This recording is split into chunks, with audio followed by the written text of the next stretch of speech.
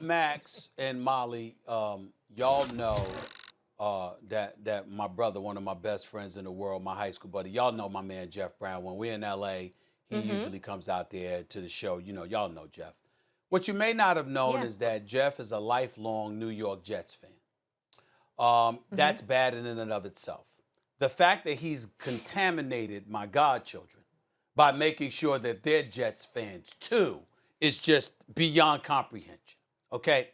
I bring that up because yesterday the New York Jets win a game, and Jeff is in his backyard with a huge smile on his face, wearing a Curtis Martin jersey with a big smile about how they won. This is the idiocy that I'm talking about, and I hate to associate that word with my brother because I don't do that because he's a brilliant dude. But this makes no sense. The fact that you have Jet fans out there that are happy that you lose the number one overall pick or you lose positioning for the number one overall pick is beyond me. Do they not understand that folks are talking about Trevor Lawrence like they talked about Peyton Manning? Do they understand that at 6'6", with his arm and his wheels and his intellect as a football player, how brilliant this brother's going to be? It makes no sense whatsoever. As far as I'm concerned, do everything to get the number one overall pick. So if you don't want to spend it on Trevor Lawrence, Max, you could market that and trade him for assets you wouldn't believe. But the Jets under Mr. Adam Gase came to the Jets looking high with his press conference. 8-22 as a head coach since. Definitely should get fired after the end of the season. The Jets, once again, just show how ridiculous they are. The Jets are even losers at losing. They're even losers at losing. They can't even win at losing, and they're the best at losing.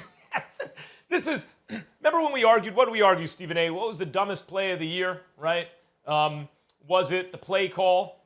Greg Williams. A play call to the brain, Greg Williams play call to the brain freeze of the Falcons. What was the dumbest thing we'd seen that year?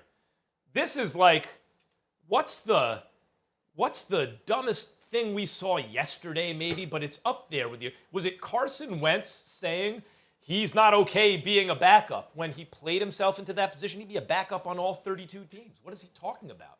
Like he's okay with the trade. Okay with the trade. You're lucky to get traded. Who's going to take you with that contract? The Jets?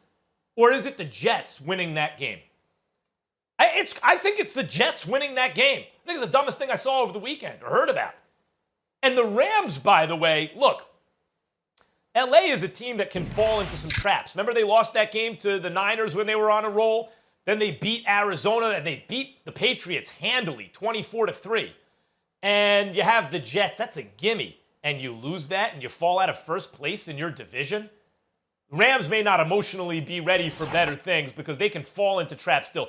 The Jets blowing the number one pick with a win against a team like the Rams is the most Jets way to win I can think of. It is the loser's way to win.